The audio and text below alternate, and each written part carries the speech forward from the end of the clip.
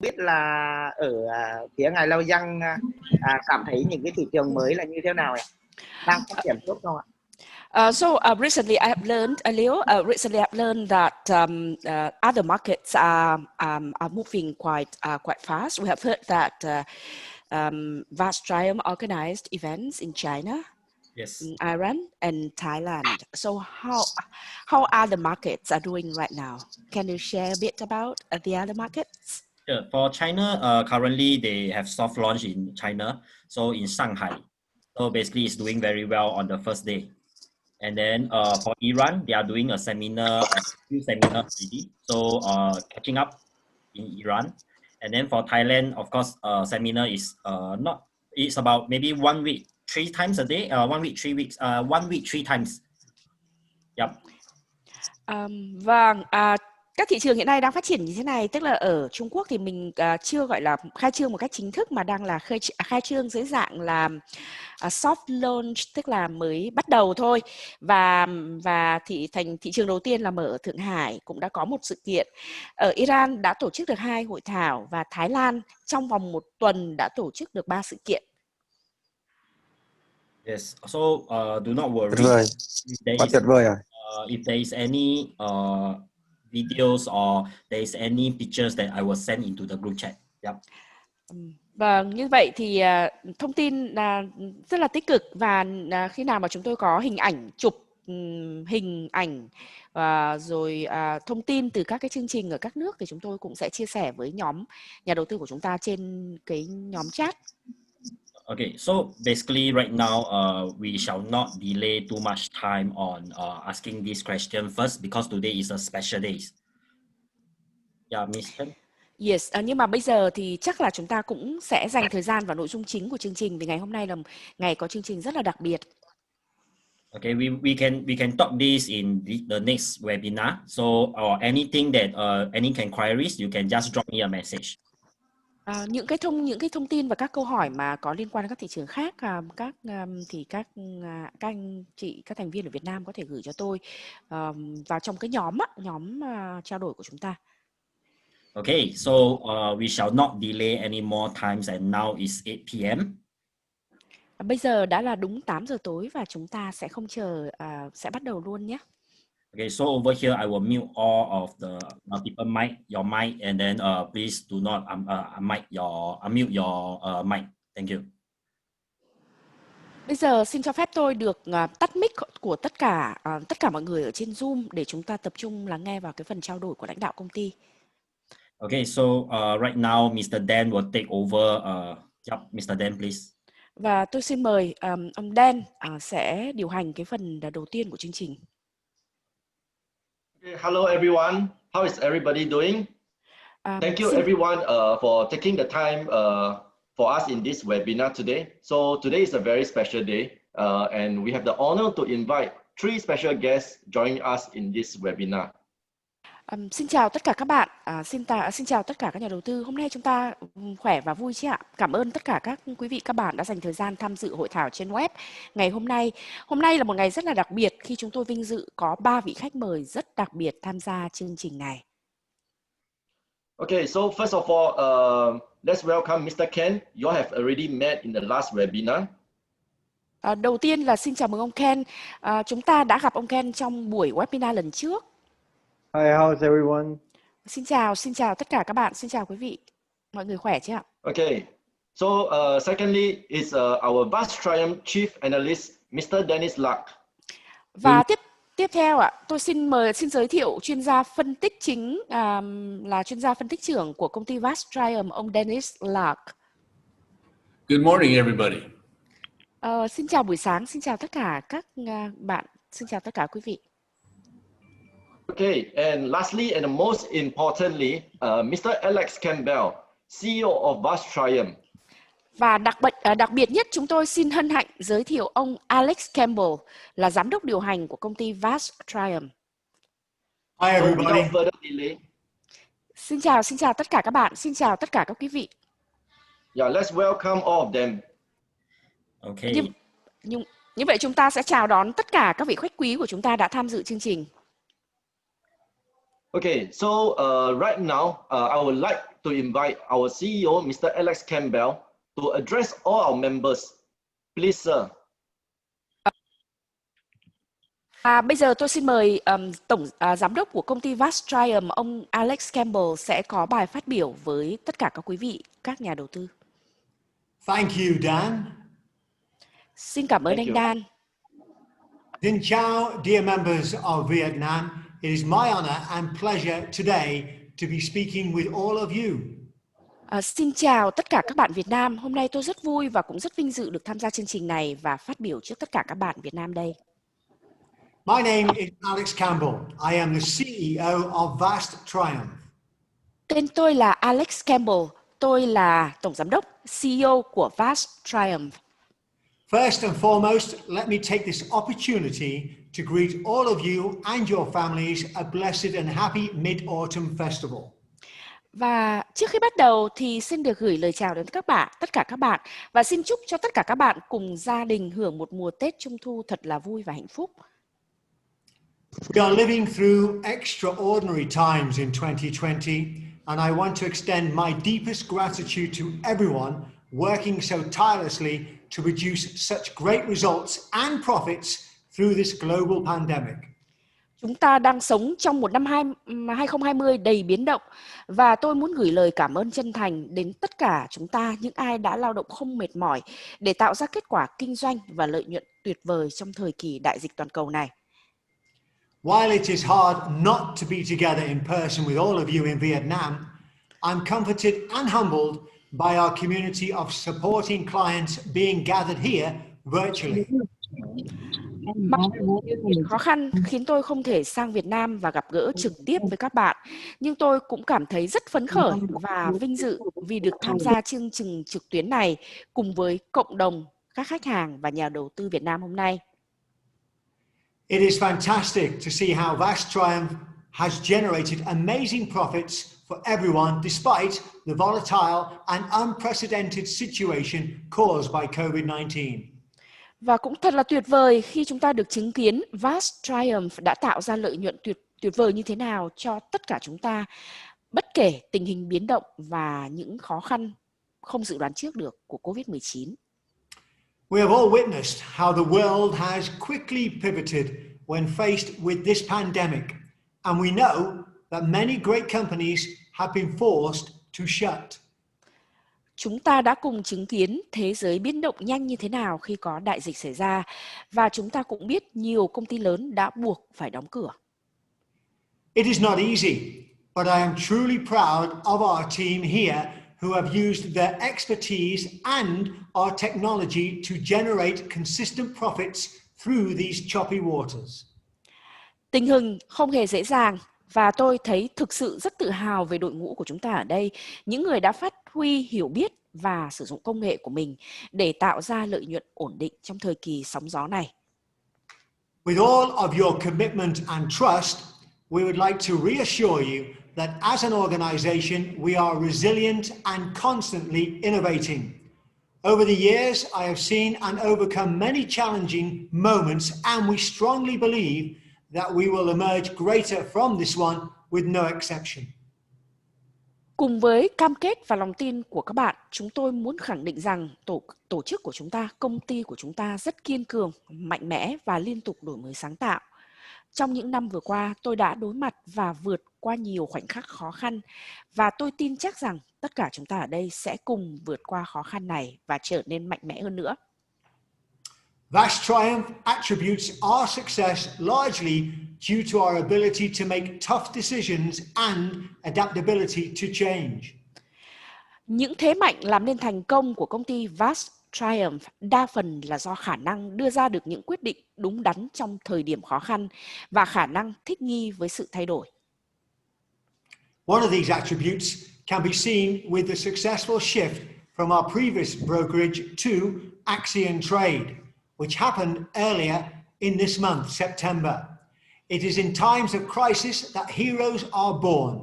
In all modesty, we want to share with you how we managed to shine at difficult times. Một trong những thế mạnh đó đã được thể hiện ra ở việc chuyển đổi thành công từ sàn giao dịch trước đây của chúng ta sang sàn giao dịch mới Axiom Trade vào đầu tháng 9 này. Đúng là thời thế tạo anh hùng. Dù cần phải khiêm tốn, chúng tôi vẫn muốn chia sẻ với các bạn về cách thức công ty của chúng ta đã vượt qua những khó khăn và tỏa sáng trong thời điểm như hiện nay. As for the unforeseen pandemic broke out, which crumbled and halted economies, we began to restart and rethink holistically the road ahead. At VT, we realized that partnering strategically with an organization that has the same vision and strategy is the only way we will rise greater from 2020 together. Và khi đại dịch bùng nổ một cách bất ngờ, làm sụp đổ và đình trệ các nền kinh tế, công ty Vast Triumph của chúng ta đã khởi động lại và tư duy lại một cách tổng thể về con đường phía trước.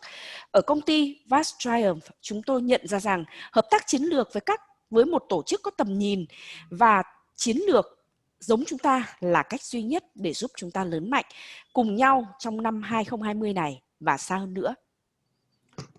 Do allow me to give you more insights on how the unions of these two leading tech-centric companies will lead to greater profits for you. Và tôi sẽ cung cấp cho các bạn thêm thông tin để hiểu rõ về sự kết hợp của hai công ty công nghệ hàng đầu sẽ dẫn đến việc tạo ra lợi nhuận nhiều hơn cho các bạn như thế nào. Timing is crucial. Vast Triumph is a company who prides ourselves as one of the most innovative asset management firms in the Forex industry. And Axiom is a new and up-and-coming company which is focused on developing cutting-edge financial technologies that aims to disrupt the incumbent monopolies. Thời cơ rất quan trọng. Vast Triumph tự hào là một trong những công ty sáng tạo nhất chuyên về quản lý tài sản trong ngành kinh doanh giao dịch ngoại hối. Axiom là một công ty mới và đang lớn mạnh rất nhanh, tập trung vào phát triển công nghệ tài chính hiện đại nhất để tạo ra những đột phá trong thị trường vốn có nhiều độc quyền như hiện nay. This partnership would create one of the most vibrant fintech company in the industry. Name it what they call a marriage made in heaven. Together, Vast Triumph and Axiom will become a fintech firm with a wider footprint in Asia. This would enhance the strengths and core successes of Vast Triumph as we forge ahead.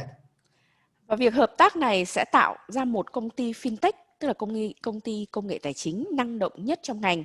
Đó là một sự kết hợp hoàn hảo mà chúng ta hay nói nôm na là duyên trời định.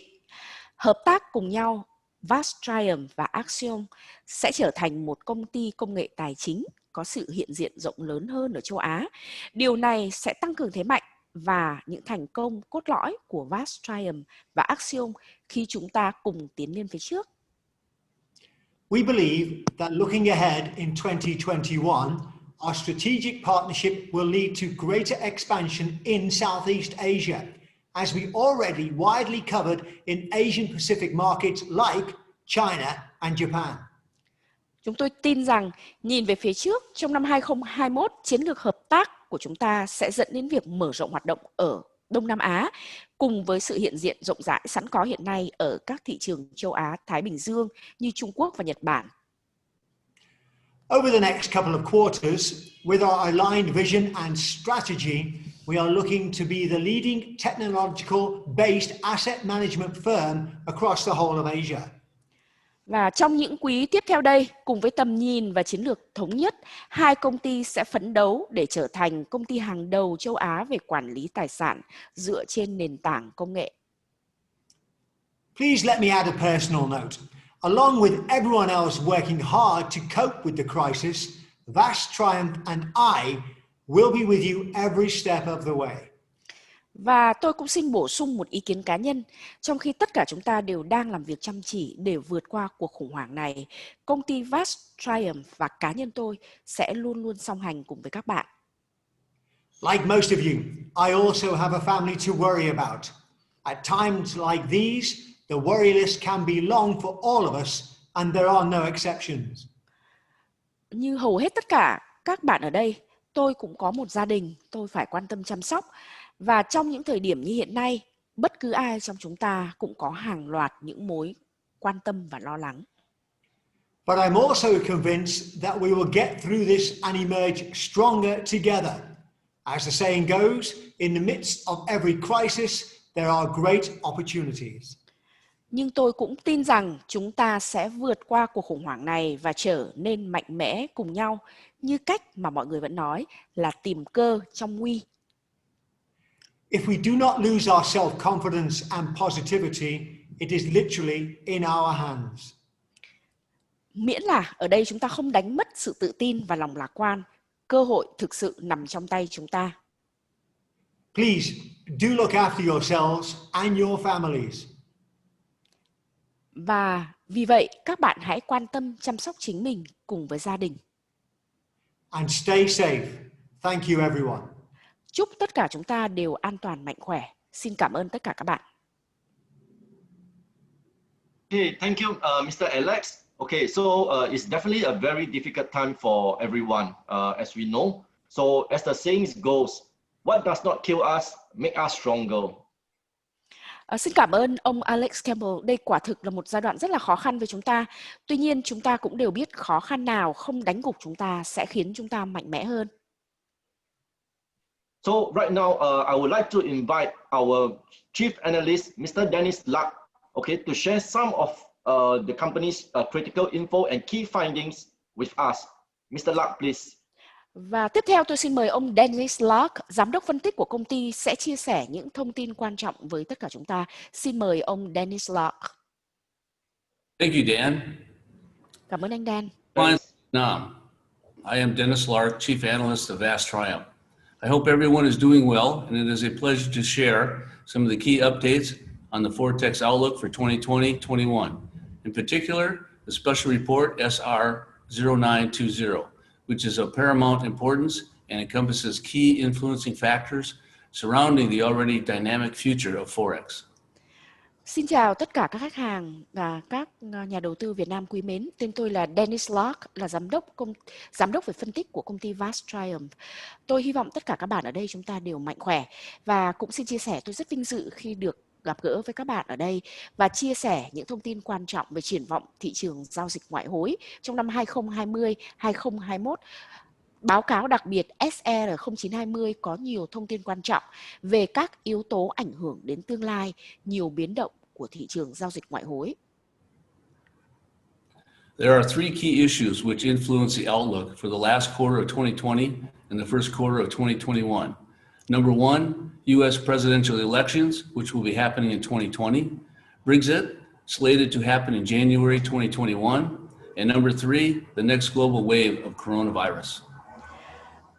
Ở đây chúng ta thấy có 3 vấn đề trọng tâm ảnh hưởng đến triển vọng của quý 4 năm 2020 và quý 1 năm 2021. Thứ nhất là cuộc bầu cử Tổng thống Hoa Kỳ sẽ diễn ra vào tháng 11 năm 2020. Thứ hai là Anh rời khỏi Liên minh châu Âu, tức là sự kiện Brexit, sẽ xảy ra vào tháng 1 năm 2021. Và đợt dịch toàn cầu tiếp theo của coronavirus, của COVID-19. The U.S. economic situation has been in dire straits ever since the days of Bill Clinton. The economy has been facing budget deficits, sovereign debts, in an attempt to resolve these issues. Now, with the uninvited arrival of COVID-19, this has shattered consumer and business spending. The U.S. economy is suffering its biggest blow since the Great Depression. Kể từ thời của Tổng thống Bill Clinton, tình hình kinh tế Mỹ đã xấu đi và hiện nay kinh tế Mỹ đang đối mặt với thâm hụt ngân sách và các khoản nợ chính phủ do chính phủ Mỹ đã phải in thêm tiền để giải quyết các vấn đề kinh tế hiện nay. Giờ đây, với sự xuất hiện bất ngờ của đại dịch COVID-19 thì chi tiêu của người tiêu dùng và các doanh nghiệp giảm mạnh và điều này làm nền kinh tế phải hứng chịu một cú sốc lớn nhất kể từ cuộc đại suy thoái vào những năm 1930. The US dollar has been regarded as the global standard currency, meaning it is globally accepted for trade throughout the world. Unfortunately, this has created a currency war that has become a great threat to global peace. Donald Trump's increasing use of the US dollar as an economic and financial way into foreign affairs has caused much displeasure globally. He is said to be using more importance and attractiveness of the US market to the rest of the world as a cohesive tool to get others to blend into his will. Đồng đô la Mỹ vốn được coi là đồng tiền tiêu chuẩn toàn cầu, có nghĩa là đồng tiền này được chấp nhận giao dịch trên toàn thế giới. Không may là việc này đã tạo nên một cuộc chiến tiền tệ có vẻ đang trở thành mối đe dọa đối với hòa bình toàn cầu. Việc Tổng thống Donald Trump tăng cường sử dụng đồng đô la Mỹ làm công cụ can thiệp kinh tế và tài chính vào các vấn đề đối ngoại đã gây ra nhiều bất bình trên toàn cầu. Nhiều người cho rằng Tổng thống Trump đang sử dụng tầm quan trọng và sức hấp dẫn của thị trường Mỹ đối với phần còn lại của thế giới như một công cụ ép buộc các nước khác phải thuận theo ý muốn của mình. With the U.S. presidential elections fast approaching in November, there's going to be a tough fight between the incumbent Trump and his adversary, Joe Biden. A recent survey has revealed that 60% of the Americans find the fault is with both the Democrats and the Republicans for the current economic turmoil that is happening. Cuộc bầu cử Tổng thống Hoa Kỳ sắp diễn ra vào tháng 11 này sẽ là một cuộc chiến khó khăn giữa Tổng thống đương nhiệm Donald Trump và đối thủ Joe Biden. Một cuộc khảo sát gần đây cho thấy 60% người Mỹ cho rằng là cả Đảng Dân Chủ và Đảng Cộng Hòa đều có lỗi đối với tình trạng bất ổn kinh tế hiện nay. Over in Europe, we have seen successful results of any country where there is collaboration between the executive and legislative branches, where this collaboration has resulted in the strengthening of their currency. Also taking into this consideration is the recent rally of the British pound USD. It is the result of Prime Minister Boris Johnson, who has given the veto power to the House of Commons and on the UK's financial plans. Ở châu Âu, chúng ta đã từng thấy nhiều ví dụ về sự hợp tác thành công giữa các cơ quan hành pháp và lập pháp của một quốc gia dẫn đến việc củng cố sức mạnh của đồng nội tệ. Ví dụ gần đây nhất là sự phục hồi của cặp tỷ giá đồng bảng Anh và đô la Mỹ. Đó là kết quả của việc Thủ tướng Boris Johnson của Anh đã trao cho Hạ viện Anh quyền phủ quyết các kế hoạch tài chính của Vương quốc Anh. The greatest recovery story and a historic one is the euro. This is partly due to the decision of Christine Lagarde, who was the president of the European Central Bank and formerly chief of the World Bank. She has united the European Union into one cohesive and cooperative power unit. Và sự phục hồi ngoạn mục nhất và mang tính lịch sử của đồng euro đã xảy ra một phần là do quyết định của bà Christine Lagarde là chủ tịch hiện nay của Ngân hàng Trung ương châu Âu và nguyên giám đốc công ty tài chính quốc tế thuộc khối Ngân hàng Thế giới. Bà đã thống nhất Liên minh châu Âu trở thành một khối quyền lực gắn kết và hợp tác. The global COVID-19 pandemic has become the trigger that has made members of the European Union come together and agree with the European Central Bank on revised plans to ensure the stability of the euro. Trillions of euros have been distributed and utilized. This has resulted in the euro-US dollar being appreciated from 1.05 to the 120s in one quarter of a year. Do cái tình hình về Covid hiện nay cho nên là các quốc gia ở Liên minh châu Âu thì đã thống nhất lại về cái cách thức để sử dụng các cái gói can thiệp về mặt tài chính hỗ trợ cho nền kinh tế, và các cái quyết định này, sự thống nhất của lập pháp và hành pháp ở các quốc gia thuộc Liên minh châu Âu, nó đã giúp cho đồng bảng Anh tăng cái thế mạnh của mình lên so với đồng đô la Mỹ từ 1,05 lên 1,2. UK's in-house disputes have resulted in their wishing of leaving the European Union. Boris Johnson is the important figure that has been tasked to arrange for Britain's exit. Brexit is taking it as its priority to have as little damage as possible. Understandably, even after being a member of the European Union, the UK has maintained its use of the British pound. The British Empire is still alive and backed by the Commonwealth nations, which has made the British pound the highest valued currency in the world. Chúng ta biết các cuộc tranh chấp nội bộ của nước Anh đã khiến họ muốn rời khỏi Liên minh châu Âu, và Thủ tướng Boris Johnson là nhân vật quan trọng được giao nhiệm vụ dàn xếp cho việc Vương quốc Anh rời khỏi châu Âu, tức là sự kiện Brexit, và ưu tiên là giới hạn thiệt hại ở mức ít nhất có thể. Điều này cũng dễ hiểu vì ngay cả khi là thành viên của Liên minh châu Âu thì Vương quốc Anh vốn vẫn duy trì sử dụng đồng bảng Anh của mình. Đế chế Anh vẫn còn tồn tại và sự hỗ trợ của các quốc gia thuộc khối thịnh vượng chung đã khiến cho đồng bảng Anh trở nên đồng tiền có giá trị cao nhất. The Brexit deadline is fast approaching, and by January 2021, the UK will be out of the European Union. The fisheries industry has always been one of the biggest hurdles to oppose the Brexit deal between the European Union and the UK, which has soured intensely. The final trade deal and trade tariffs have to be agreed upon soon in order for the UK to exit from the European Union gracefully. It will be a tough battle, but based on the strengths of the sovereignties, the pound sterling seems likely to outcome with victorious. Thời hạn của sự kiện Brexit đang đến rất gần. Vào tháng 1 năm 2021, Anh sẽ rời khỏi Liên minh châu Âu và ngành thủy sản trước giờ luôn là một trong những trở ngại lớn nhất trong thỏa thuận hậu Brexit giữa Liên minh châu Âu và Anh. Thỏa thuận này hiện đang xấu đi rất nhanh và vì vậy cả hai bên cần phải chốt sớm một thỏa thuận thương mại cũng như biểu thuế để cuối cùng Vương quốc Anh có thể rời khỏi Liên minh châu Âu một cách êm đẹp. Đây sẽ là một cuộc thương thảo khá là khó khăn nhưng có vẻ là do sức mạnh của quốc gia nên đồng bảng Anh dường như đang thắng thế. Coronavirus has been the much dreaded word of the year, as it knows no boundaries and has the whole world at a standstill since March. Massive sell-offs have occurred and is still continuing at every exchange location across the globe.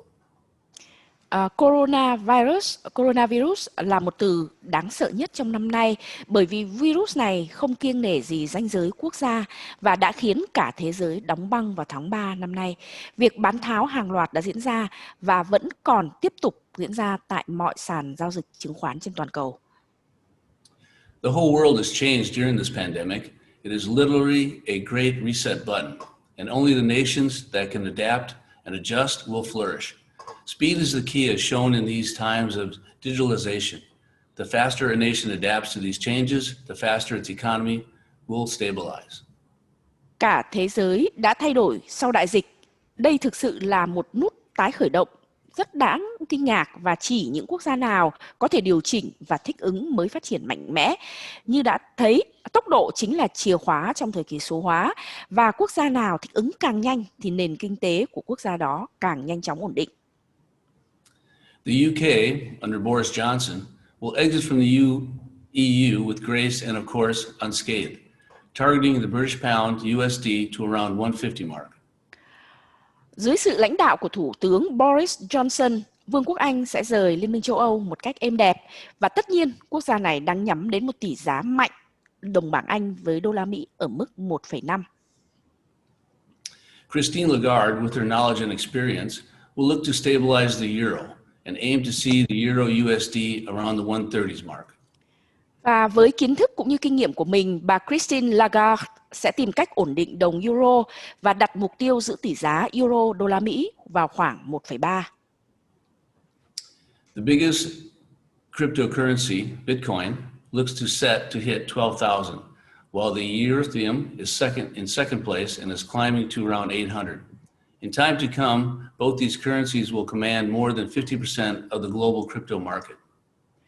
Đồng tiền điện tử lớn nhất hiện nay trên thế giới Bitcoin có vẻ sẽ vượt ngưỡng 12.000 đô la trong thời gian tới, trong khi đồng Ethereum ở vị trí thứ hai đang tăng lên đến khoảng 800 đô la. Trong thời gian tới, cả hai đồng tiền điện tử này sẽ chiếm đến hơn 50% thị trường tiền điện tử, cryptocurrency tiền điện tử trên toàn cầu. Gold, the time-tested holder of value and the Easterner's choice of investment, may see this go above 2,000. It will also be a tough fight for supremacy between gold and cryptos. Vàng cho đến nay vẫn là tài sản bảo toàn giá trị đã được kiểm chứng qua thời gian và là sự lựa chọn đầu tư của người dân nói chung ở các nước phương Đông, có thể sẽ đạt đến ngưỡng 2.000 đô la Mỹ và chúng ta sẽ thấy một cuộc chiến để giành vị trí tối cao giữa vàng và tiền điện tử trong thời gian tới. And to sum it all up, the volatility in equities is something we can expect for some time to come. The ongoing volatility could lead to the strengthening of some specific currencies depending on their correlated stock market performances. Tóm lại, về sự biến động của cổ phiếu là điều mà chúng ta có thể nhìn thấy trông chờ trong thời gian tới. Sự biến động này có thể dẫn đến việc tăng giá các đồng tiền cụ thể tùy thuộc vào kết quả của thị trường chứng khoán ở cái quốc gia nào liên quan đến đồng tiền. So let's all take this silver lining and hope that in 2021 will be a much greater year than this one. Thank you. Tuy nhiên, chúng ta vẫn hãy cùng nhau nhìn vào khía cạnh tích cực và kỳ vọng là năm 2021 sẽ là một năm tuyệt vời với tất cả chúng ta, tất cả các bạn ở đây. Xin cảm ơn các bạn đã chú ý lắng nghe. Okay, thank you, Mr. Dennis, for sharing this comprehensive report with us today. And once again, thank you, Mr. Alex. Xin cảm ơn ông Dennis đã chia sẻ cùng tất cả chúng ta ở đây một cái báo cáo đầy đủ và toàn diện này. Và một lần nữa xin được cảm ơn ông giám đốc Alex Campbell. Yeah, and okay, because we have received some queries from members about Vast Triumph from Vietnam during our last few webinars. So therefore, I would like to take this opportunity to actually ask our CEO to address some of the market concerns. Và vì chúng tôi cũng có nhận được một số các câu hỏi về công ty Vast Triumph từ các nhà đầu tư trong các buổi hội thảo và các cuộc trao đổi trước đây, cho nên nhân cơ hội chúng ta có ông giám đốc, tôi xin mời ông giám đốc của công ty trả lời một số câu hỏi của các nhà đầu tư về thị trường. Thank you, Dan. I am more than happy to clarify and answer any queries from our members. Cảm ơn ông Dan. Tôi rất sẵn lòng làm rõ và trả lời các thắc mắc của các nhà đầu tư. Okay, thank you, Mr. Alex. Okay, so the first question is, okay, how does the company guarantees members' capital? Xin cảm ơn ông Alex Campbell. Và câu hỏi đầu tiên dành cho ông là câu hỏi như sau. Công ty Vast Triumph đảm bảo vốn cho các thành viên, các nhà đầu tư như thế nào? Well, firstly, as many of you know, VT began by managing a portfolio fund size of 45 million US dollars and successfully grew to where we are today. This is the best testimony evident to anchor VT's trading teams, technological advancements, system accuracy and efficiency. Thứ nhất là như nhiều người trong số các bạn ở đây đã biết, công ty Vast Triumph bắt đầu kinh doanh với việc quản lý danh mục đầu tư 45 triệu đô la Mỹ và đã phát triển thành công danh mục này đến quy mô như hiện nay. Đây là bằng chứng rõ ràng nhất để chứng tỏ năng lực của các đội giao dịch của chúng ta, tiến bộ về mặt công nghệ của công ty, tính chính xác và hiệu quả của hệ thống VT. Secondly, VT's trading code of conduct stays relevant regardless our members' risk appetite. Although our stop loss is capped at a maximal 10% mark, but it is by no means in principle. On multiple occasions, our traders have cut the losses at between 4 to 7% to exercise prudent trading. Thứ hai, quy tắc giao dịch của công ty VT luôn được đảm bảo là phù hợp với khẩu vị rủi ro của các thành viên, luôn được đảm bảo, tức là cái quy tắc giao dịch thì luôn được tôn trọng và thực hành bất kể là các thành viên có thể có những cái khẩu vị rủi ro khác nhau. Và mặc dù cái ngưỡng cắt lỗ, tức là stop loss của công ty được giới hạn ở mức 10%, nhưng không phải lúc nào chúng tôi cũng cắt lỗ ở đúng mức đó. Trong rất nhiều các trường hợp, các nhà giao dịch ngoại hối, các chuyên gia trader của chúng ta đã cắt lỗ ở mức 4 đến 7% để đảm bảo giao dịch thận trọng. This practice has allowed the company to grow significantly over the last 2 years. Because at VT, we inculcate responsibility and accountability to every member, regardless of the amount invested. Và thông lệ tốt này đã cho phép công ty VT phát triển rất đáng kể trong 2 năm vừa qua, bởi vì tại công ty chúng tôi đề cao trách nhiệm cá nhân và trách nhiệm với công việc với mọi thành viên của công ty, bất kể số tiền đầu tư là bao nhiêu. Lastly, in the event of losses, we are able to utilize our profits made in VT Index Arbitrage to compensate our members. Và cuối cùng, trong trường hợp thua lỗ, chúng tôi có thể sử dụng lợi nhuận kiếm được từ hoạt động giao dịch chênh lệch chỉ số giá là VT Index Arbitrage để bù lại cho các thành viên của mình. Okay, thank you, Mr. Alex. I have a few more questions. Okay, so the second question is, what is the risk involving around the members? Xin cảm ơn ông Alex Campbell. Tôi vẫn còn một số câu hỏi khác. Xin giới thiệu câu hỏi số 2. Rủi ro đối với các thành viên, các nhà đầu tư của công ty VT là gì? We are heavily regulated by Australian Securities and Investment Commission, or ASIC for short. At ASIC, they require VT to ensure a clear segregation between funds belonging to retail clients and funds that belong to the firm. Công ty Vast Triumph chịu sự quản lý rất chặt chẽ của Ủy ban Đầu tư và Chứng khoán Úc, gọi tắt là ASIC. ASIC yêu cầu công ty phải đảm bảo sự phân biệt rõ ràng giữa nguồn vốn của khách hàng cá nhân và vốn của công ty.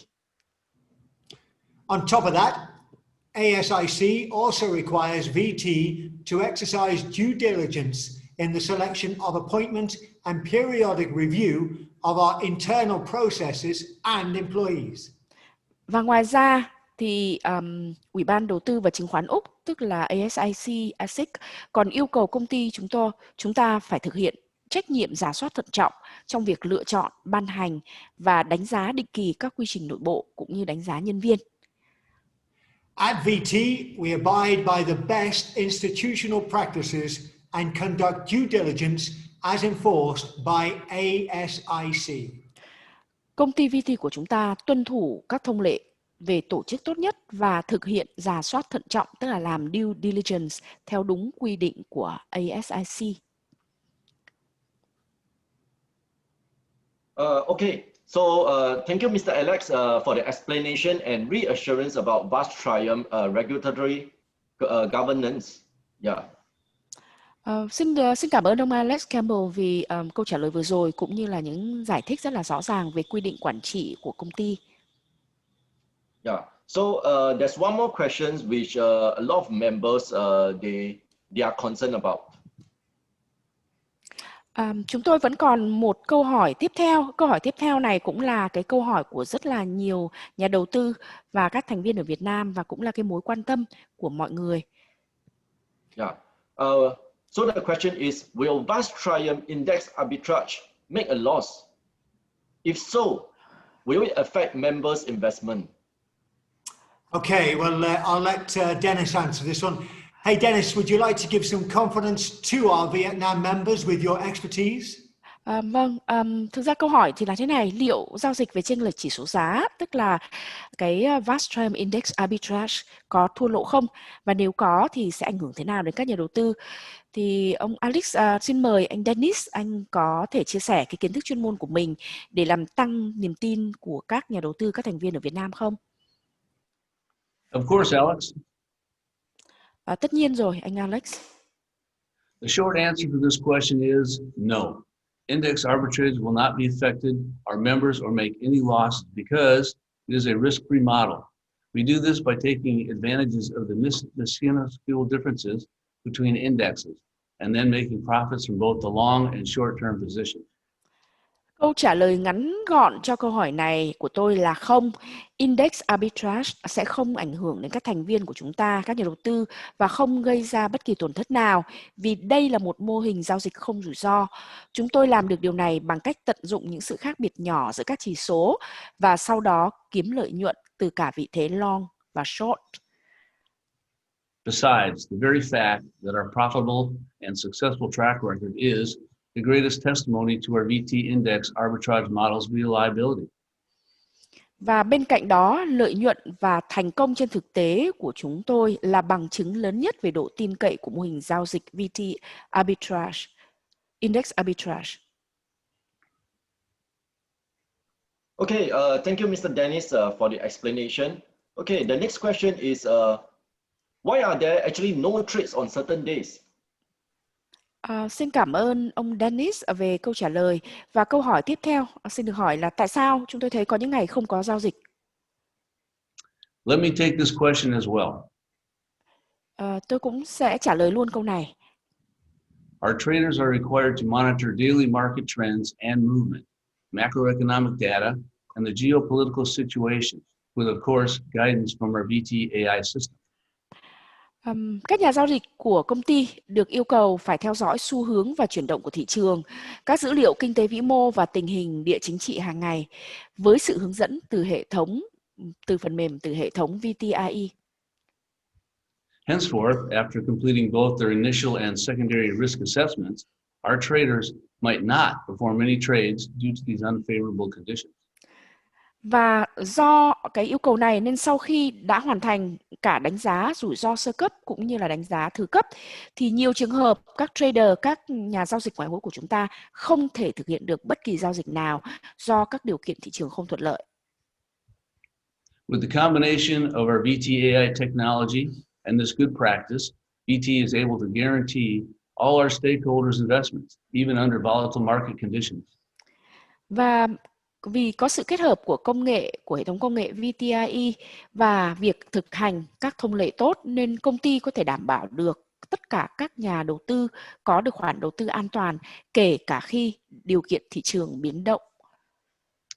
I believe Ken has informed our Vietnam members of the short and mid-term technological enhances of the VTAI and the full integration of artificial intelligence into our existing operating system, so as to increase our VTAI accuracy to above 75%.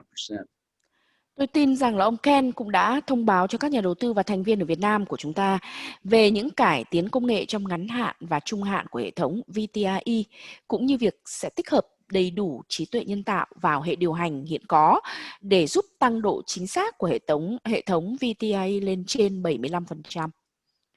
Yes, Dennis, I've elaborated extensively on Vast Triumph future technological enhancement on our last webinar. Vâng, đúng vậy, ông Dennis, bản thân tôi đã giải thích cặn kẽ về những cải tiến công nghệ của Vast Triumph trong tương lai, và điều này được trao đổi ở buổi hội thảo lần trước. Okay, thank you, Mr. Dennis and Mr. Ken. I'm sure our Vietnam market members have a better understanding after your concise explanation. Xin cảm ơn ông Dennis và ông Ken rất nhiều. Tôi tin rằng là các nhà đầu tư và các thành viên Việt Nam của chúng ta hiện nay đã có được cái nhìn toàn diện hơn nhờ những phần trao đổi và giải thích rất ngắn gọn và đầy đủ thông tin của các ông. Okay, so the last question is the general outlook for Vietnam market development. So, Mr. Alex, would you like to answer this question? Và câu hỏi tiếp theo sẽ là câu hỏi về triển vọng chung của sự phát triển ở thị trường Việt Nam. Xin được hỏi ông Alex Campbell, ông có thể trả lời câu hỏi này không? So what is the Mr. Alex? So what is the company's plan for Vietnam market? Vâng, thưa ông Alex Campbell, không biết là công ty của chúng ta có kế hoạch thế nào với thị trường Việt Nam? Thank you, Dan. Yes, Vast Triumph's management have collectively decided to open offices across Southeast Asia in the next 12 months in countries like Vietnam, Thailand, Cambodia, Malaysia, Singapore, Hong Kong, Japan, and Korea.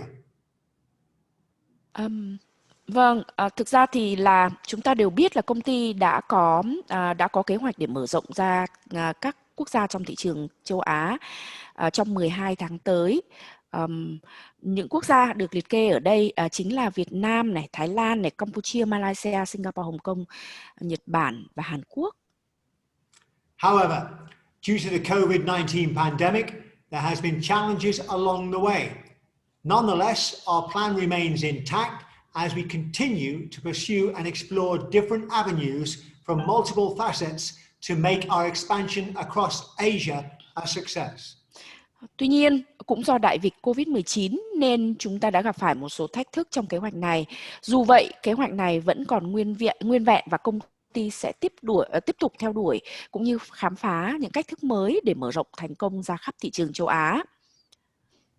For Vietnam, we have already approved our internal budget to market ourselves more effectively in Vietnam. However, we would need more members' collaboration and hard work to increase the number of members in Vietnam, as this will provide us with the visibility we require. Đối với Việt Nam, công ty đã phê duyệt ngân sách nội bộ để tiếp thị hiệu quả hơn. Tuy nhiên, công ty cũng cần các thành viên cộng tác và làm việc thật nỗ lực để tăng số lượng thành viên tại Việt Nam, nhà đầu tư tại Việt Nam, vì điều này sẽ giúp cho chúng ta đạt được mức hiện diện mong muốn trên thị trường. On top of that, we value every feedback provided from our members as it helps us improve and integrate as a company. One particular feedback has gotten our immediate attention. Henceforth, we are in the midst of discussion with our team to review our packages to make it more attractive and competitive. This would assist us to reach out to more members and facilitate smoother expansion for the Vietnam market. Và trên hết, công ty đánh giá cao mọi phản hồi của các thành viên, các nhà đầu tư, vì góp ý của các bạn sẽ giúp công ty có thể tiếp thu và cải thiện hoạt động. Có một góp ý của các bạn gần đây đã gây chú ý và do đó hiện nay công ty đang thảo luận trong nội bộ để xem xét lại các gói khuyến khích, làm cho các gói khuyến khích này trở nên hấp dẫn và cạnh tranh hơn. Điều này sẽ giúp chúng ta có thể tiếp cận được nhiều thành viên, nhiều nhà đầu tư hơn nữa và tạo điều kiện mở rộng thị trường Việt Nam một cách thuận lợi. We have a great plan for our members in Vietnam and Vietnam market. Thank you everyone for the support thus far.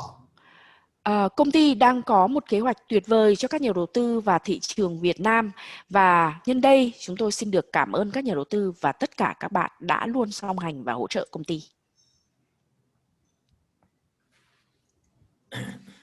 Yeah, okay. Thank you, Mr. Alex.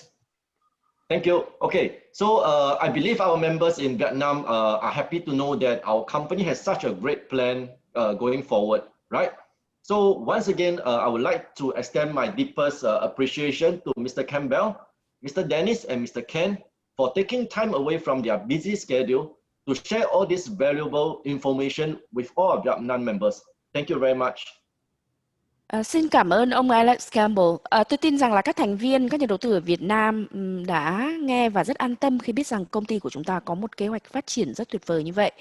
Và một lần nữa, chúng tôi xin được gửi lời cảm ơn chân thành đến ông Alex Campbell, ông Dennis và ông Ken vì đã dành thời gian chia sẻ những thông tin đáng giá này đến với các thành viên, các nhà đầu tư Việt Nam, dù chúng tôi biết là lịch công việc của các ông rất bận rộn. Một lần nữa, xin được cảm ơn tất cả các ông.